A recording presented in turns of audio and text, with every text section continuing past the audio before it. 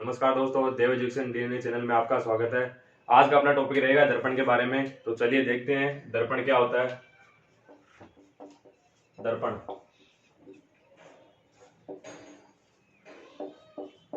ऐसा पारदर्शी माध्यम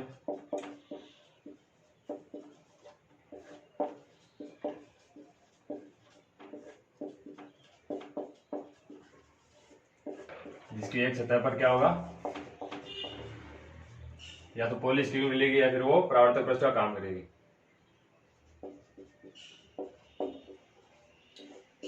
जिसकी एक सतह परावर्तक पृष्ठ हो या मतलब पॉलिश की गई हो। तो हमारे घर में जितने भी कांच होते हैं उनमें आपको मिलेगा कि उसकी दूसरी सतह पर पॉलिश की हुई मिलेगी। तो इसके अंदर तीन टाइप है। तो एक टाइप हमने पढ़ लिया था समतल दर्पण के बारे में पिछली वीडियो में। तो जिसने नहीं पढ़ा वो पिछली वीडियो जाकर जरूर पढ़े।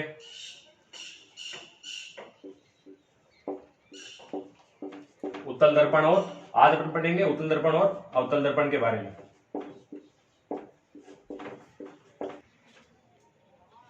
तो देखते हैं उत्तल दर्पण क्या होता है। एक प्रकार का गोलीय दर्पण अपन कह सकते हैं इनको। गोलीय दर्पण की संरचना है वह गोलीय दर्पण जिसका परावर्तक पृष्ठ बाहर की ओर हो और इसके विपरीत अवतल दर्पण में क्या होगा, इसका परावर्तक पृष्ठ अंदर की ओर होगा। तो चलिए डायग्राम से अपन समझते हैं।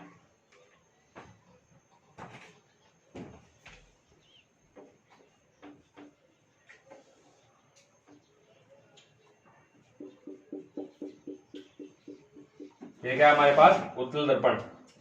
ये जो मैंने अंकित किया वो क्या है, परावर्तक यानी पॉलिश है। और परावर्तक पृष्ठ क्या होगी, आप इसको मत मानना कि ये परावर्तक पृष्ठ है। ये तो क्या है, पॉलिश की हुई है। और इसका बाहर का जो हिस्सा है ये अपना क्या काम करेगा, परावर्तक पृष्ठ का। ये क्या है, परावर्तक पृष्ठ है। और जो अंदर का क्या है, पॉलिश है, पॉलिश की गई है। इसको गोलीय दर्पण क्यों कहते हैं, क्योंकि इसका संरचना कैसी होती है। क्योंकि गोलीय दर्पण का ही भाग होता है जिसके एक हिस्से पर, छोटे से हिस्से पर क्या की जाती है, पॉलिश की जाती है। उस दौरान वो किसमें परिवर्तन हो जाता है, उत्तल दर्पण में।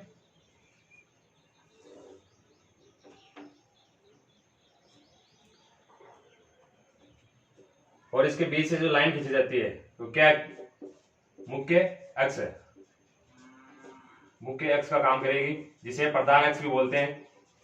मुख्य अक्ष या प्रधान अक्ष भी बोल सकते हैं इसको। तो उत्तल दर्पण में यहां पे अपना क्या होगा, फोकस बिंदु। हमारा फोकस बिंदु होगा यहाँ पे। और इसका जो सेंटर है, सेंटर पॉइंट सी, वक्रता केंद्र, वक्रता केंद्र से इसको दर्शाएंगे। और जहां पे मुख्य अक्ष और दर्पण जहां मिलते हैं उसको क्या बोलते हैं अपन, दर्पण का ध्रुव। और इनके बीच की डिस्टेंस क्या होती है, वक्रता केंद्र और ध्रुव के बीच के मध्य की दूरी क्या कहलाएगी, आर, यानी वक्रता त्रिज्या। और इसी तरह फोकस से ध्रुव की दूरी क्या कहलाएगी, ये क्या है, फोकस दूरी।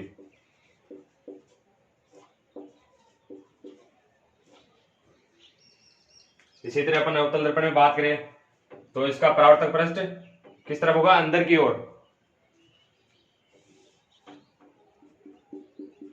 तो पॉलिश कहां होगी, बाहर की ओर।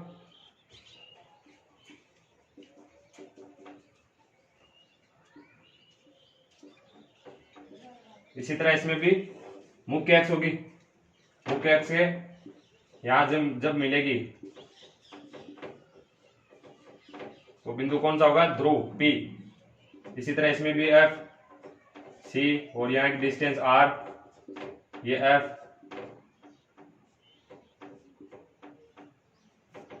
तो अपन को किस तरह पहचानेंगे इसको कि इसकी परावर्तक पृष्ठ किस तरह होगी, बाहर की तरफ, परावर्तक पृष्ठ बाहर की तरफ है, और इसमें परावर्तक पृष्ठ किस तरफ है, अंदर की तरफ, अंदर की तरफ इसकी परावर्तक पृष्ठ है। तो चलो देखते हैं, ये जो वक्रता त्रिज्या होती है और फोकस दूरी, इनके मध्य रिलेशन क्या होता है। F बराबर r/2, यानी फोकस दूरी किसकी, वक्रता त्रिज्या की आधी होगी। तो ये देख लिया हमने दर्पण की परिभाषा कि ऐसा पारदर्शी माध्यम जिसकी एक सतह परावर्तक पृष्ठ हो या फिर उसकी एक सतह पर पॉलिश की गई हो। उसके अंदर अपने क्या देखा था, उत्तल दर्पण और अवतल दर्पण के बारे में। उत्तल दर्पण क्या है, वह गोलीय दर्पण जिसका परावर्तक पृष्ठ बाहर की तरफ हो, यानी परावर्तक पृष्ठ किस तरफ है, बाहर की तरफ। इसमें ये जो अक्ष है ये क्या है, मुख्य अक्ष, ये इसका सेंटर वक्रता केंद्र कहलाएगा, और ये फोकस दूरी है। वक्रता केंद्र और ध्रुव के मध्य की दूरी क्या कहलाएगी, वक्रता त्रिज्या, और फोकस और ध्रुव के मध्य की दूरी क्या कहलाएगी, फोकस दूरी।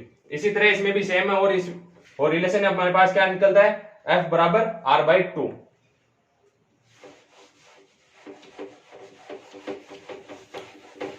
इसके आगे अपन दोनों के अलग अलग उपयोगों के बारे में बात करेंगे कि अवतल दर्पण कहां काम में आता है और अवतल दर्पण कहां यूज में लिया जाता है। तो सबसे पहले अपन देखेंगे अवतल दर्पण के उपयोग। अवतल दर्पण के उपयोग,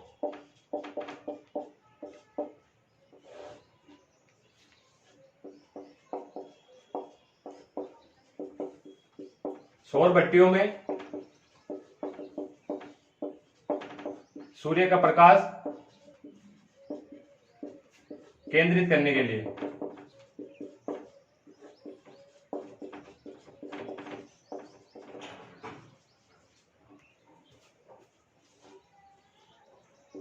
उसी तरह अपन जब हॉस्पिटल में जाते हैं डॉक्टर को दिखाने, तो नाक, कान, गला व दांत के डॉक्टर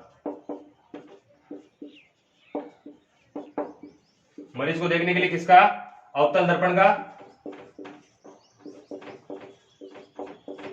उपयोग करते हैं।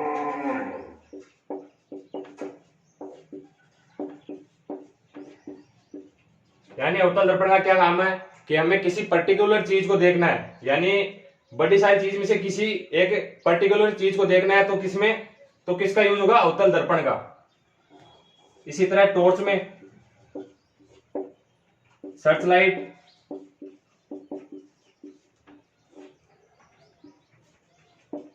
और वाहनों के हेडलाइट जो होते हैं, हेडलाइट उनकी होती है, किसकी बनी होती है, अवतल दर्पण की।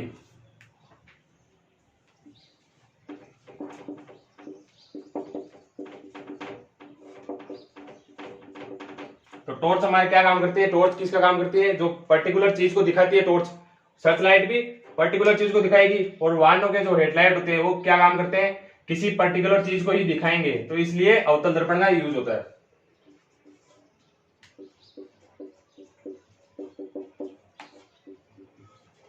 शेविंग बनाने के कांच,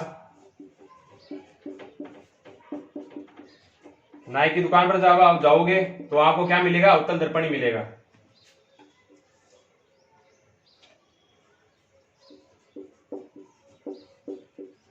परावर्तक दूरबीन में भी अवतल दर्पण का यूज होता है।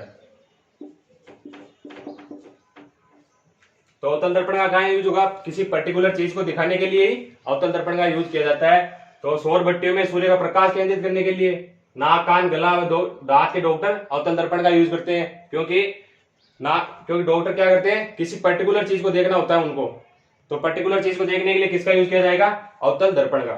इसी तरह अपन बात करेंगे अवतल दर्पण, उत्तल दर्पण के बारे में, उत्तल दर्पण के उपयोग।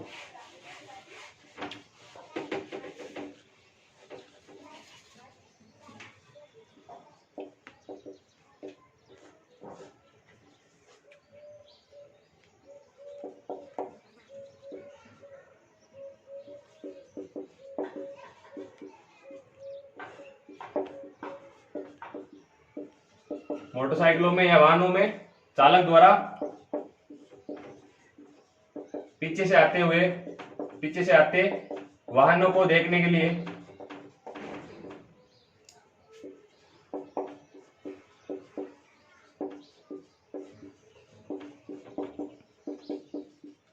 मतलब वाहनों में जब पीछे का सीन देखने के लिए जो दर्पण यूज में लिया जाता है वो कौन सा होता है? उत्तल दर्पण।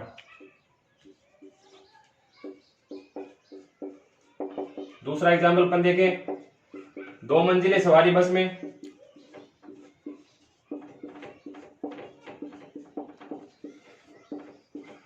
सीढ़ी को देखने के लिए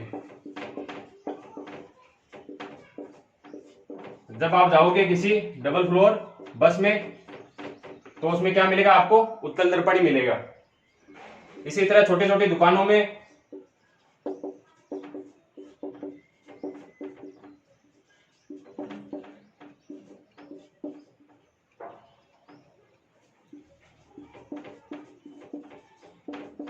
चोरी करते हुए को देखने के लिए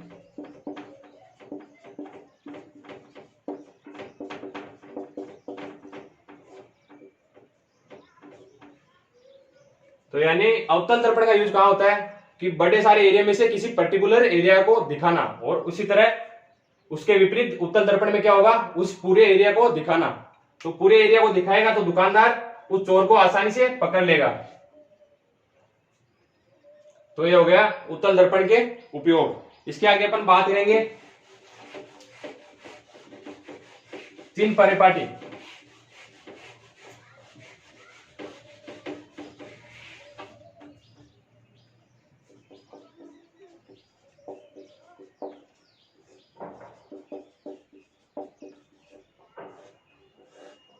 चिन्ह परिपाटी क्या होती है दोस्तों?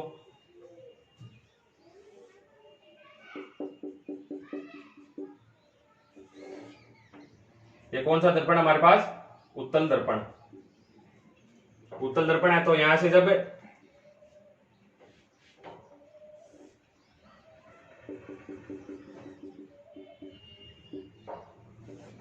किरण आपतित होगी, यानी आपतित किरण की दिशा किस तरफ होगी? इस तरफ।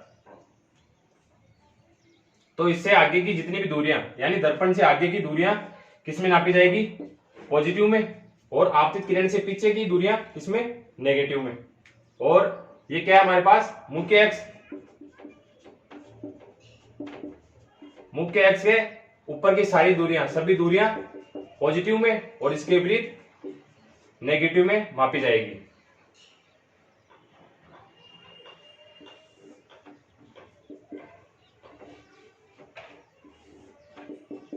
इसी तरह अपन अवतल दर्पण में बात करें तो अवतल दर्पण में क्या होगा? ये आपतित किरण होगी, ये हमारी आपतित किरण होगी।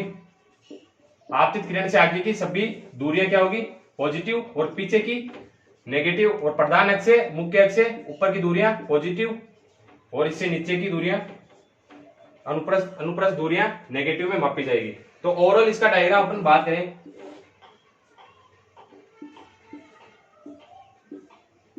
तो क्या होगा? आपतित किरण जो होगी यहां से, ये जो आपतित किरण होगी इससे आगे की दूरियां पॉजिटिव में, इससे पीछे की दूरियां नेगेटिव, और प्रधान अक्ष से ऊपर पॉजिटिव में और इससे नीचे नेगेटिव में दूरियां मापी जाएगी।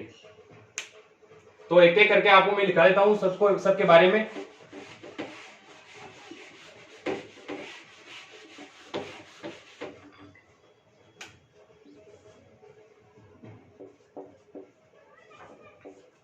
यानी जितनी भी दूरियां होगी वो हम कहां से नापेंगे, कहां से मापेंगे अपन उनको? सभी दूरियां ध्रुव से मापी जाती है।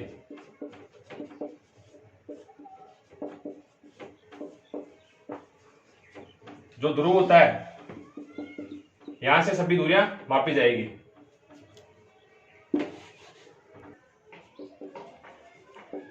और आपकी किरण की दिशा किस तरफ होगी? बाएं से दाएं की ओर।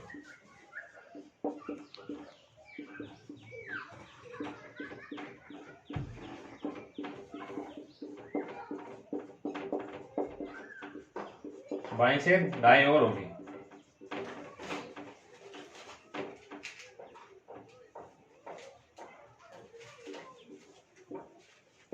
तीसरा पॉइंट इसका, आपतित किरण की दिशा में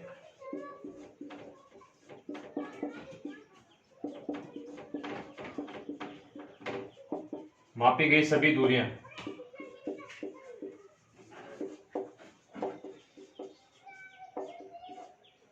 क्या होगी, पॉजिटिव, और इसके विपरीत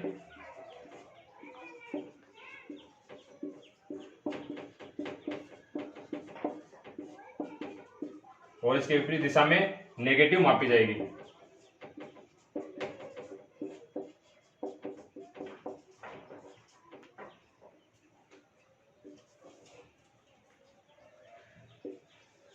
चौथा पॉइंट, मुख्य अक्ष से ऊपर की सभी दूरियां, मुख्य अक्ष से ऊपर की सभी दूरियां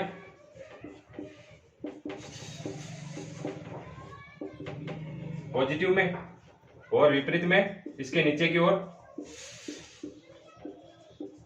किस में मापी जाएगी, नेगेटिव में।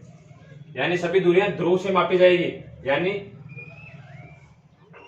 कोई सा भी दर्पण ले लो, उसकी सभी दूरियां कहां से मापी जाएगी, इसके बिंदु से, ध्रुव से, पी से, यहां से मापी जाएगी। और आपतित किरण की दिशा बाएं से दाएं ओर होगी। ये जो अपनी आपतित किरण होगी उसकी दिशा किस तरफ होगी, बाएं से दाएं की ओर। और आपतित किरण की दिशा में मापी गई सभी दूरियां पॉजिटिव होगी। यानी इसकी दिशा किस तरफ है, इस तरफ। तो इस तरफ सभी दूरियां पॉजिटिव और इसके विपरीत की दूरियां नेगेटिव में मापी जाएगी। और हमारा लास्ट पॉइंट क्या है, मुख्य अक्ष से ऊपर, ये मुख्य अक्ष है, इससे कि इसके ऊपर की सभी दूरियां पॉजिटिव में और नीचे की सभी दूरियां अपन नेगेटिव में मापेंगे।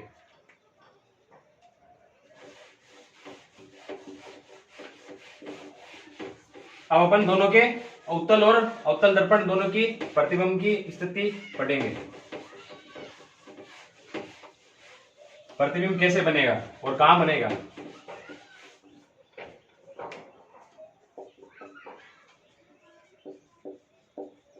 अवतल दर्पण में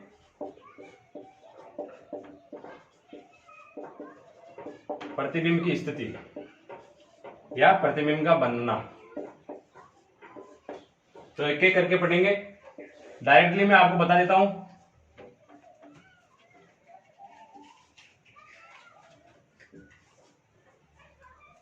इस तरह मैं जितने भी पॉइंट लिखूंगा वो किसकी स्थिति होगी, बिंब की।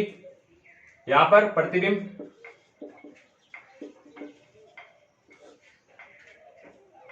और इस तरफ क्या होगा, प्रतिबिंब की स्थिति।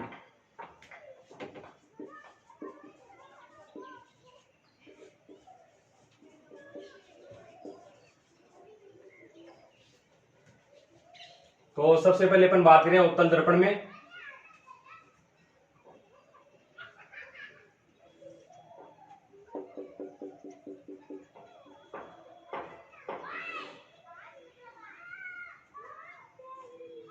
ये क्या है, इसकी मुख्य अक्ष, और ये क्या है, एफ फोकस बिंदु, वक्रता केंद्र और अनंत बिंदु।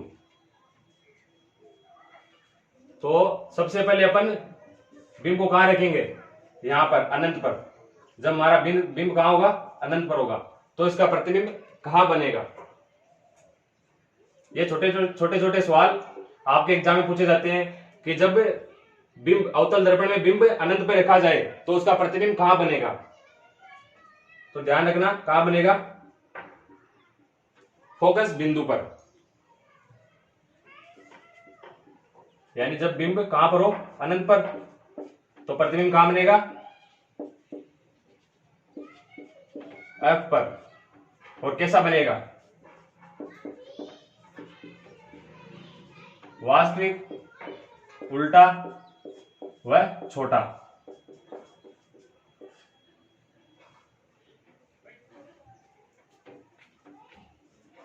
सेकंड पॉइंट अपन बात करेंगे, जब अपना बिंब कहां होगा, अनंत और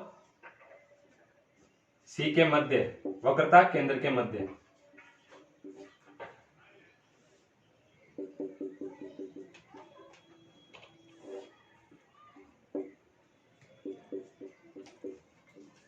यानी इस बार हमारा बिंब कहां होगा, अनंत और वक्रता केंद्र के मध्य होगा।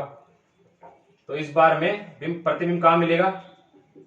इन दोनों के बीच में, वक्रता केंद्र और फोकस बिंदु के बीच में हमें प्रतिबिंब प्राप्त होगा।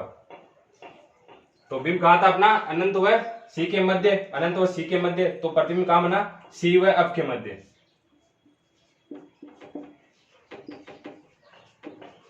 सी व एफ के मध्य। यह भी कैसा बनेगा? वास्तविक, उल्टा व छोटा, वस्तु से छोटा। तीसरी कंडीशन इसकी देखें, जब बिंब हमारा कहां पर होगा? वक्रता केंद्र पर।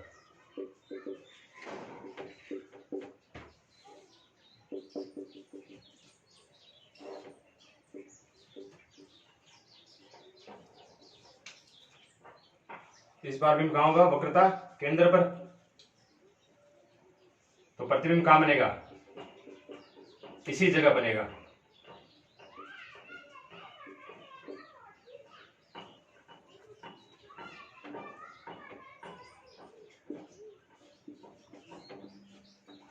केवल ये सिर्फ यही कंडीशन है, जब हमारा बिंब कहां पर होगा? वक्रता केंद्र पर। तो प्रतिबिंब कहां मिलेगा? वक्रता केंद्र पर ही मिलेगा। और इसकी प्रकृति क्या होगी? वास्तविक होगा, उल्टा। और इसकी साइज क्या होगी? साइज इसकी होगी वस्तु के आकार के बराबर।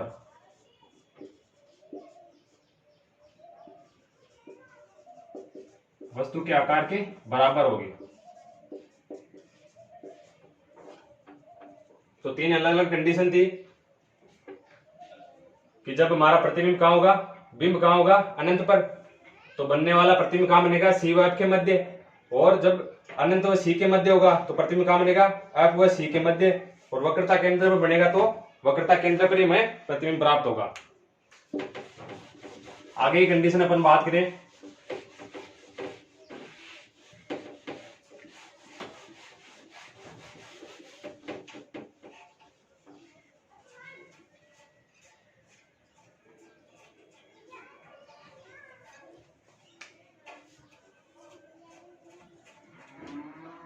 तो हमने तीन स्थितियों में देख लिया था। पहले कहां पे रखा था? अनंत पे। फिर कहां पे आया? अनंत व सी के मध्य। फिर सी पर। अब कहां पर होगा हमारा प्रतिबिंब? सी व एफ के मध्य। सी व एफ के मध्य हमारा बिंब स्थित होगा। तो कहां बनेगा? अनंत व सी के मध्य।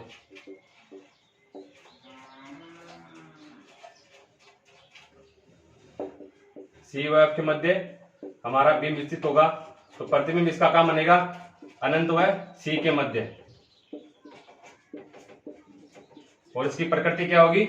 वास्तविक, उल्टा व वस्तु से बड़ा होगा।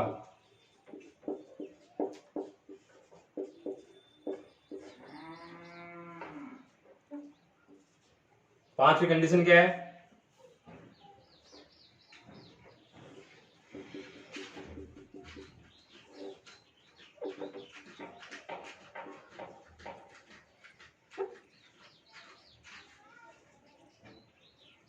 इस बार हमारा बिंब कहां पर स्थित होगा?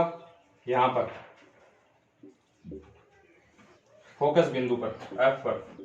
एफ पर हमारा बिंब होगा। तो इसका प्रतिबिंब कहां बनेगा? अनंत पर। तो बिंब हमारा कहां पर था? एफ पर, फोकस बिंदु पर। प्रतिबिंब हमें कहां मिला? अनंत पर। अनंत पर हमें प्रतिबिंब प्राप्त होगा। और इसकी प्रकृति क्या होगी? वास्तविक, उल्टा वह वस्तु से बहुत ज्यादा बड़ा।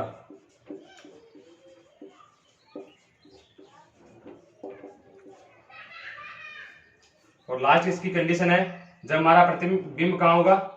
एफ व पी के मध्य।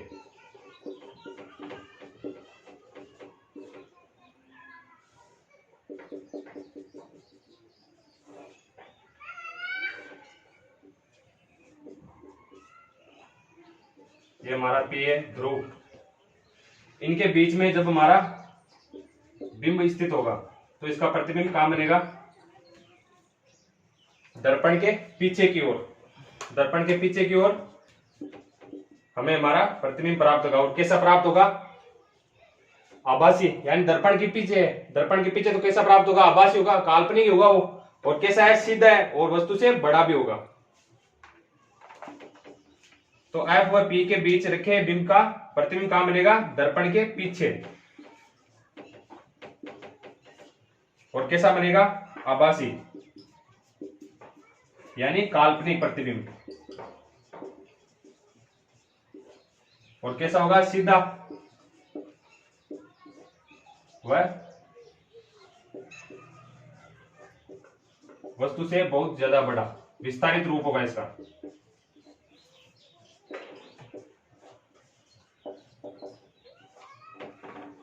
तो सिर्फ इसी कंडीशन में हमें, क्योंकि 5 कंडीशन में हमें कैसा प्राप्त होगा, प्रतिबिंब की प्रकृति कैसी होगी, या तो वास्तविक होगा, वास्तविक या उल्टा तो दोनों होगा ही। लेकिन शुरू की 2 कंडीशन में क्या होगा कि जो प्रतिबिंब बनेगा वो वस्तु से छोटा बनेगा, और एक में वक्रता केंद्र जब बनेगा वो वस्तु के आकार का होगा, और इन 2 कंडीशन में वस्तु से बड़ा प्राप्त होगा। और सिर्फ इसी कंडीशन में एफ व पी के मध्य वाले कंडीशन में क्या होगा, वस्तु का प्रतिबिंब कैसा होगा, आभासी, सीधा व वस्तु से बहुत ज्यादा बड़ा। अब इन सभी 6 कंडीशन को अपन एक साथ पढ़ेंगे ताकि आपको डायरेक्ट समझ में आ जाए। इतना बड़ा समझने की आपको जरूरत नहीं है, अब मैं डायरेक्टली बता दे रहा हूं आपको।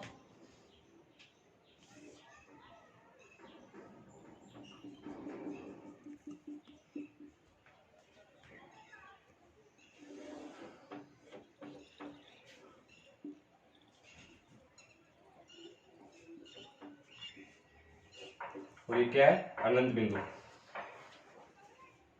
अब हमारी कंडीशन क्या होगी, देखो पहला पॉइंट अपने क्या देखा था, जब हमारा बिंब कहां पर होगा, यहां पर अनंत पर हमारा प्रतिबिंब होगा, तो इसका प्रतिबिंब हमें कहां प्राप्त हुआ, एफ पर, फोकस बिंदु पर। और जैसे जैसे अपन आगे बढ़े, अनंत व सी के मध्य आए, तो प्रतिबिंब कहां, ये हम आगे बढ़ेंगे यहां से अनंत से आगे की ओर, तो प्रतिबिंब हमारा किस तरफ बनेगा, पीछे की ओर। तो एफ से थोड़ा सा पीछे आ गया, जैसे आगे बढ़े तो एफ से पीछे आ गया, यहां हमारा प्रतिबिंब बनेगा। तो फिर कहां बढ़े, आगे की ओर, वक्रता केंद्र पर। वक्रता केंद्र पर आते ही यहां से आगे बढ़ने पर क्या आता है, वक्रता केंद्र आएगा, तो यहां पर हमें प्रतिबिंब प्राप्त होगा। फिर जैसे आगे बढ़े, वक्रता केंद्र और एफ के मध्य हमारा प्रतिबिंब होगा, तो कहां होगा, तो सॉरी बिंब हमें यहां रखना होगा, तो प्रतिबिंब कहां बनेगा, इससे आगे की ओर, यहां पर हमारा प्रतिबिंब प्राप्त होगा। फिर जैसे आगे बढ़े, कहां रखा बिंब, कहां रखा, यहां पर फोकस बिंदु पर, तो कहां प्राप्त हुआ हमें, अनंत पर। फिर जैसे आगे बढ़े, एफ व पी के मध्य, एफ व पी के मध्य जब हमारा बिंब स्थित होगा, तो उसका प्रतिबिंब कहां होगा, दर्पण के पीछे। और कैसा प्राप्त होगा, आभासी, सीधा हुआ, वस्तु से बहुत ज्यादा बड़ा। तो हमें क्या करना है कि बिंब को आगे सरकाया जाना है, बिंब को आगे सरकाना है, और प्रतिबिंब ऑटोमेटिकली पीछे की ओर बनता जाएगा। यहां आगे सरकाएंगे तो प्रतिबिंब कहां बनेगा, पीछे पीछे पीछे बनता जाएगा। तो ये कंडीशन आप डायरेक्टली ध्यान रख सकते हो अपने माइंड में। तो ये हो गया अवतल दर्पण की स्थिति, प्रतिबिंब की स्थिति। अब अपन पढ़ेंगे उत्तल दर्पण की, उत्तल दर्पण में प्रतिबिंब की स्थिति पढ़ेंगे।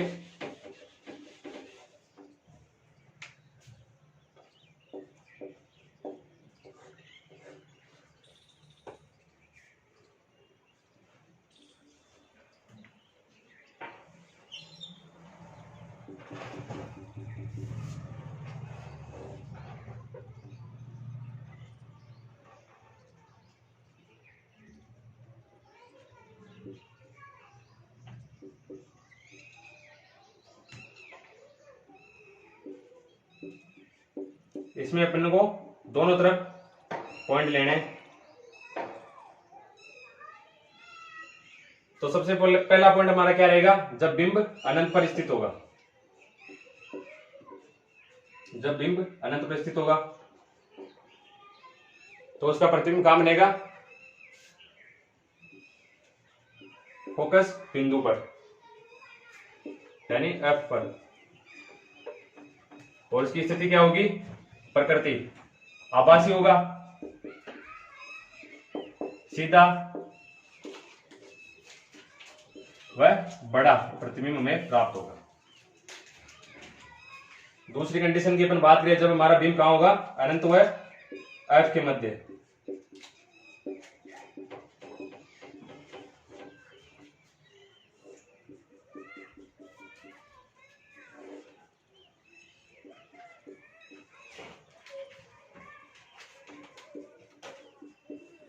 यानी इस बार कहां लिया हमने, अनंत व एफ के मध्य हमारा बिंब स्थिति होगा, तो उसका प्रतिबिंब हमें कहां प्राप्त होगा, यहां पर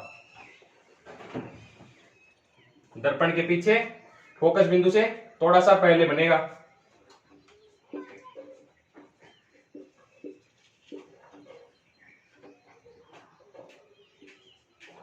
यानी अपन कह सकते हैं पी व एफ के मध्य, पी व एफ के मध्य हमें प्रतिबिंब प्राप्त होगा। और ये भी कैसा होगा, आभासी,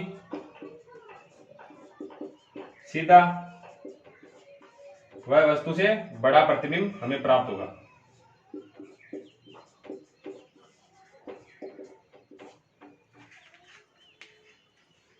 तो ये कंडीशन होगी दो अलग अलग, कि जब हमारा प्रतिबिंब कहां होगा, अनंत पर, तो प्रतिबिंब कहां प्राप्त होगा, फोकस बिंदु पर। और कैसा प्राप्त होगा, आभासी, सीधा व बड़ा।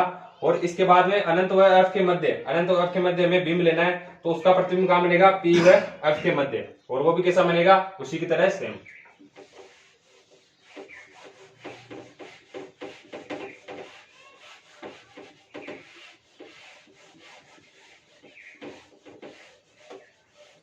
तीसरा हमारी कंडीशन क्या होगी, बिंब कहां पर स्थित होगा, फोकस बिंदु पर।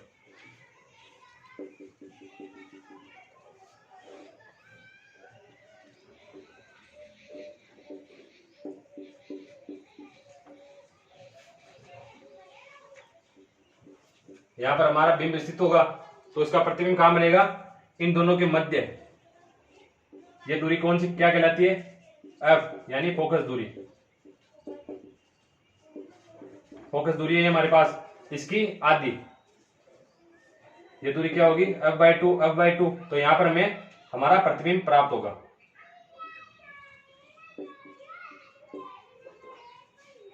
तो प्रतिबिंब कहां प्राप्त हुआ हमें,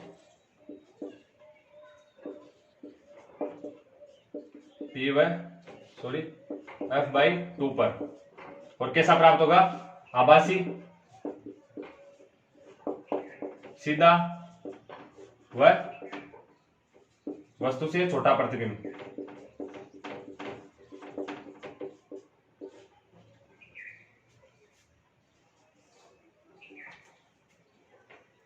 चौथी कंडीशन हमारे पास क्या होगी, इस बार प्रतिबिंब हमारा कहां रहेगा,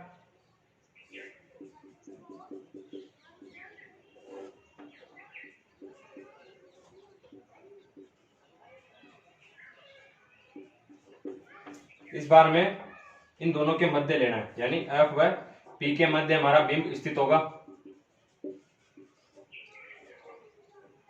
तो इसका प्रतिबिंब कहां बनेगा हमारे पास, जो एफ बाई टू है यहाँ पे, और पी, इनके मध्य बिल्कुल छोटा प्रतिबिंब हमें प्राप्त होगा, ए डैश बी डैश।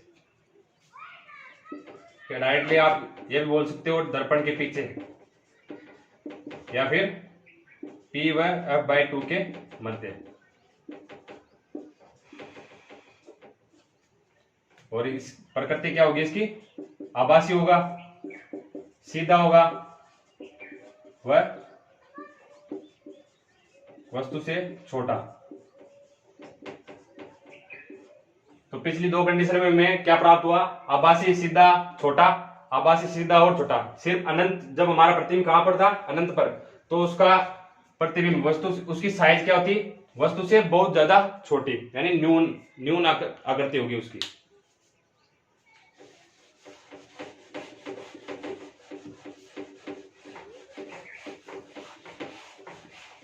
तो उत्तल अवतल दोनों की प्रतिबिंब की स्थिति हमने पढ़ ली थी।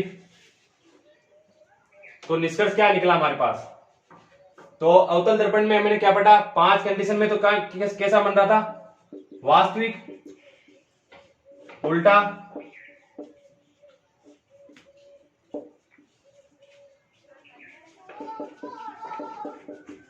छोटा व बड़ा, ये बन रहे थे हमारे पास। सिर्फ एक कंडीशन में, कहां पर, जब वो पी व एफ के मध्य, पी व एफ के मध्य जब हमारा प्रतिबिंब स्थित था, वहां पर क्या बना, आभासी, सीधा व बड़ा प्रतिबिंब हमें प्राप्त हुआ। तो अवतल दर्पण में ये सिर्फ 6 कंडीशन थी। तो 2 कंडीशन क्या होगी, ये एक कंडीशन क्या होगी, पी व एफ के मध्य जब हमारा बिंब स्थित होगा तो उसका प्रतिबिंब कहां बनेगा, आभासी, सीधा व बड़ा प्राप्त होगा। और उत्तल दर्पण में सभी प्रतिबिंब कैसे प्राप्त होंगे, आभासी, सीधे व छोटे प्रतिबिंब में प्राप्त होंगे।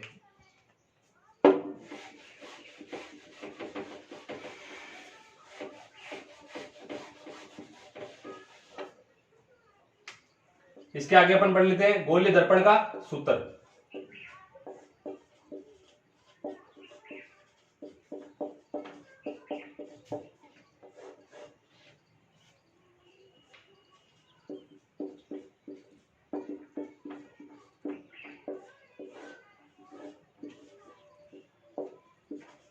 तो ये क्या है दोस्तों, तो गोलीय दर्पण का सूत्र है, यू क्या है इसमें, बिंब की दूरी, v प्रतिबिंब की दूरी है, और f क्या है, फोकस दूरी।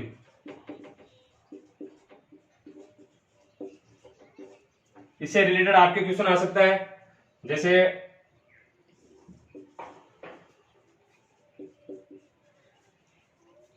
25 सेंटीमीटर फोकस दूरी वाले, डायरेक्ट बता देता हूं आपको, यानी कोई उत्तल दर्पण है हमारे पास, इसकी फोकस दूरी हमें कितनी दी हुई है, 25 सेंटीमीटर दी हुई है, और यहां पर अपना बिंब स्थित है,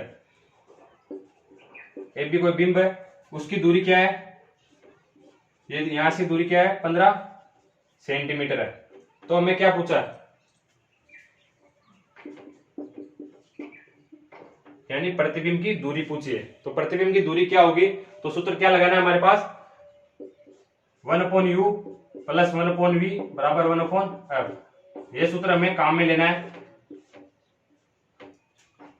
तो चिन्ह परिपाटी के अनुसार हमने क्या पढ़ा था कि इस तरह की सभी दूरियां, आपतित किरण की इस तरफ की सभी दूरियां किसमें होगी, पॉजिटिव में, और इस तरफ की सभी दूरियां किसमें होगी, नेगेटिव में। तो ये जो u है बिंब की दूरी, वो किस तरफ है, दर्पण के पीछे की ओर है, तो u यानी क्या हो जाएगा, नेगेटिव में, और f हमें किस में लेना है, पॉजिटिव में लेना है, क्योंकि फोकस दूरी किस तरफ काउंट की जाएगी, इस तरफ, उत्तल दर्पण की इस तरफ काउंट होगी, तो फोकस दूरी इसमें होगी पॉजिटिव, ये पॉजिटिव दूरी होगी हमारे पास। तो ये मान हम यहां रख देते हैं, -15 1/v बराबर 1/25। तो यहां से अपन इसको सोल्व करके मान निकालेंगे।